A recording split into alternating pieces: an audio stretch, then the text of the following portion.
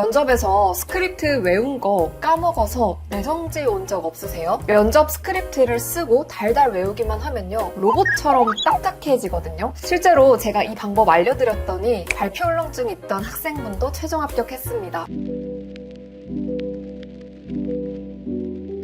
진짜 이 학생분은 제가 대면으로 만나봤던 학생이었어요. 그래서 발표 울렁증이 있었던 그런 내용도 성장과정 문항에 적는 걸 도와드렸거든요. 근데 서합률은 높아졌는데 최종 면접에서만 계속 탈락을 하시는 거예요. 결국에 면접 컨설팅 9번을 들으시고 최종 합격을 하셨습니다. 이 수강생분은 남성분이셨어요. 근데 제가 대면으로도 만나봤을 거잖아요. 약간 소심하고 조금 내성적인 성향이 있으시더라고요. 그렇다고 해서 본인이 가진 생각을 말하지 못하고 그런 건 아니었어요. 그런데 면접에만 가면 준비해온 답변들이 있다 보니까 그거를 까먹어버리면 뇌정지가 오고 이제 그 면접에 휘말려 버리는 거죠. 그래서 결국에 여러분이 스크립트를 열심히 썼다고 하더라도 그 준비한 답변은 아예 보여주지도 못하고 오고 면접장에서 나오면 후회만 가득한 면접이 될 수도 있어요. 스크립트를 쓰고 외우지 말라 이런 말은 많이 들어보셨을 거예요. 근데 외우는 건 좀 필요하지 않냐라고 하실 수가 있어요. 물론 외우는 건 어느 정도 필요해요. 뭐 자기소개, 회사 지원 동기, 마지막 할 말, 본인이 이 직무를 잘 할 수 있는 이유, 이런 스크립트들에서는 정확히 숙지가 필요하기는 하죠. 그런데 예상치 못한 인성 질문들, 그런 질문들이 나와버리면 스크립트가 저희가 없잖아요. 그래서 이런 분들을 위해서 제가 두 가지 방법을 알려드리려고 합니다. 두 꼭지로 이야기를 해드릴 건데요. 첫 번째로는요, 안다고 착각하지 말자입니다. 생각보다 우리가 눈으로 스크립트를 많이 읽으실 거예요. 근데 눈으로 이해한 것과 실제로 내가 말할 수 있는 거는 정말 천지 차이거든요. 내가 이 지식을 정확히 알고 있다는 거는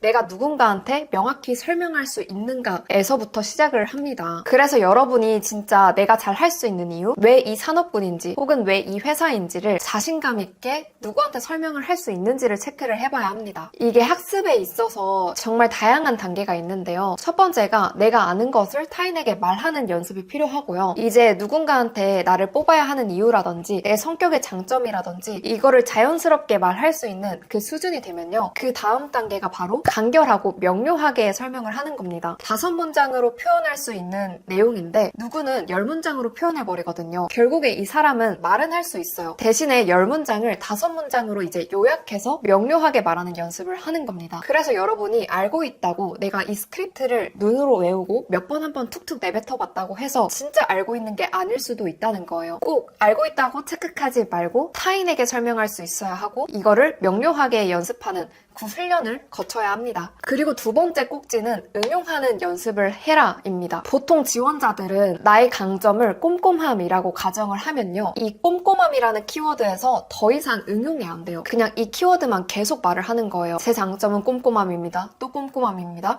이게 너무 흔한 키워드잖아요. 그래서 한 가지 단어를 여러 가지 문장으로 표현하는 연습을 하는 겁니다. 예를 들어서 이런 거죠. 저는 세세한 부분까지 신경 써서 작은 오류도 놓치지 않습니다. 저는 모든 작업을 완료한 후에 한 번 다시 검토하는 습관이 있습니다. 이런 것처럼 꼼꼼함을 여러 가지 문장의 형태로 표현을 해보는 거예요. 그러면 꼼꼼함 뿐만 아니라 의사소통 능력도 그렇고 다른 강점들도 다양한 문장 형태로 표현할 수 있게 되는 거예요. 그러면 여러분들이 스크립트를 썼다고 해도, 키워드를 썼다고 해도 그 키워드로 파생되는 여러 문장들이 있겠죠? 그 문장을 다양하게 말을 하는 연습을 하는 겁니다. 그러면 여러분들은 스크립트를 외운다기보다는 그 키워드에서 파생되는 문장들이 여러분의 입에 익혀질 거거든요. 거기서부터 이제 자연스러운 대화가 시작됩니다. 면접은 어떻게 보면 대화하는 자리예요. 이 사람과 면접관과 나와 티키타카가 돼야 되는 거거든요. 근데 일방적인 소통을 하고 있죠, 저희는. 뭔가 물었으면 그거에 대한 답변만 할 줄 알고 다시 꼬리 질문을 하면은 어리숙해 하면서 엄청 절죠. 따라서 여러분들이 스크립트를 쓰고 그거를 단순히 외우기보다는 다양한 문장 그리고 간결하게 설명하는 연습을 하고요. 그 다음에 이제 압박 질문에서 이길 수 있는 팁까지 조금 더 알려드릴게요. 그건 뭐냐면 내가 쓴 스크립트에서 면접관은 또 나한테 어떤 것에 대해서 꼬리를 물까를 생각해보는 거예요. 스스로가 이러한 게 안 보이면은 다른 사람들 또는 전문가들, 친구들, 학교 선배들 이렇게 도움을 받을 수도 있겠죠? 그러면 제가 지금까지 크게 두 꼭지로 이야기를 해드렸는데요. 다시 정리를 하면요. 첫 번째, 안다고 착각하지 말기, 그리고 두 번째가 응용하기입니다. 사실 이 스크립트를 외우는 게 나쁜 일은 전혀 아니에요. 문제는 외운 것을 그대로 똑같이 말하는 게 조금 잘못된 거죠. 그래서 저한테 오셨던 수강생분도 처음에는 이거를 못 하셨어요. 그런데 계속 연습을 하고 모의 면접을 보고 다양한 문장으로 연습해보는 거. 그러니까 스크립트에 의존하지 않고 진짜 면접관의 이 질문에 집중을 하고 본인이 말하는 것에 대해서도 집중을 하면요. 대화가 시작됩니다. 여러분들도 처음부터 이게 잘 될 수는 없어요. 훈련이 필요하죠. 근데 이 훈련을 정말 꾸준히 하다 보면요. 이 스크립트에 의존하지 않고 자신감 있게 말하는 날이 옵니다. 100% 와요. 저도 태어날 때부터 말을 잘한 게 아니거든요. 계속 연습을 하고 말 잘하는 사람을 찾아가고 배우면서 다양한 팁들을 얻고 적용을 하는 시간이 꼭 있었어요. 그래서 이 영상을 보시는 분들께서도 면접에서 절지 않고 자신감 있게 답변할 수 있습니다. 그래서 꼭 오늘 배우셨던 내용 적용해서 훈련을 하면요. 최종 합격 꼭 하실 수 있습니다. 그러면 여러분들이 꼭 원하는 조직에서 원하는 일을 하실 수 있도록 응원할게요. 감사합니다. 구독과 좋아요도 부탁드릴게요. 안녕.